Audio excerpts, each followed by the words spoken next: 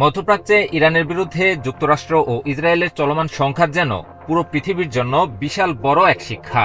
মধ্যপ্রাচ্য থেকে বহু দূরের এক দেশ যার নাম উত্তর কোরিয়া এ শিক্ষা খুব ভালোমতোই শিখেছে, আর তাই ভবিষ্যতের কথা চিন্তা করে নিজেদের সমরাস্ত্র আধুনিকায়নে ব্যাপক মনোযোগী হয়েছে দেশটি।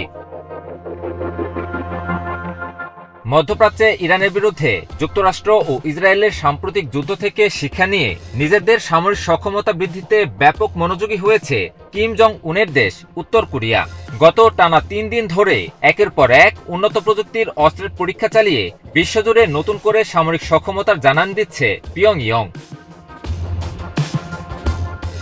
উত্তর কোরিয়ার রাষ্ট্রীয় গণমাধ্যমের দাবি অনুযায়ী সাম্প্রতিক এই পরীক্ষাগুলোতে ব্যালিস্টিক ক্ষেপণাস্ত্রে ব্যবহৃত ক্লাস্টার ওয়ারহেড, ইলেকট্রোম্যাগনেটিক অস্ত্র এবং কার্বন ফাইবার বোমার কার্যকারিতা অত্যন্ত সফলভাবে যাচাই করা হয়েছে।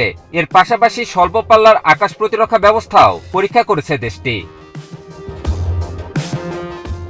দক্ষিণ কোরিয়ার সামরিক বাহিনী এই খবরের সত্যতা নিশ্চিত করে জানিয়েছে, উত্তর কোরিয়া থেকে ছোড়া একাধিক ক্ষেপণাস্ত্র 240 থেকে 700 কিলোমিটার পর্যন্ত পথ পাড়ি দিয়ে সমুদ্রে পড়েছে। বিশেষজ্ঞরা বলছেন, এসব আধুনিক অস্ত্রের মাধ্যমে সরাসরি দক্ষিণ কোরিয়ার শিল্প অবকাঠামোকে লক্ষ্যবস্তু করার সক্ষমতা অর্জন করেছে উত্তর Korea. Korea defence and security ফোরামের মহাসচিব শিন জং উ মনে করেন, পিয়ংইয়ং এর এই নতুন রণকৌশল মূলত ইরান যুক্তরাষ্ট্র যুদ্ধের অভিজ্ঞতা প্রসূত। তার মতে, ইরান যুদ্ধে এটি প্রমাণিত হয়েছে যে শুধু শক্তিশালী সামরিক বাহিনী থাকলেই হয় না, বরং আধুনিক ও উন্নত প্রযুক্তির অস্ত্রই যুদ্ধের চূড়ান্ত ফল নির্ধারণ করে।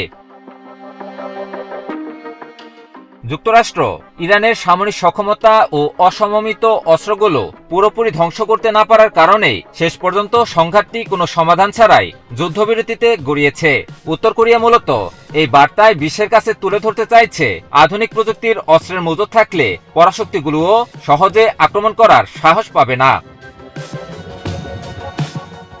বিশ্লেষকদের মতে, ইরান যুদ্ধকে ভুলভাবে মূল্যায়ন করেছিল যুক্তরাষ্ট্র, এবং এই যুদ্ধের পরিণতি প্রমাণ করে যে সামরিক সংখ্যাধিক্যই সব নয়। পিয়ংইয়ং এখন সেই একই পথে হেঁটে নিজেদের সুরক্ষা নিশ্চিত করতে চাইছে।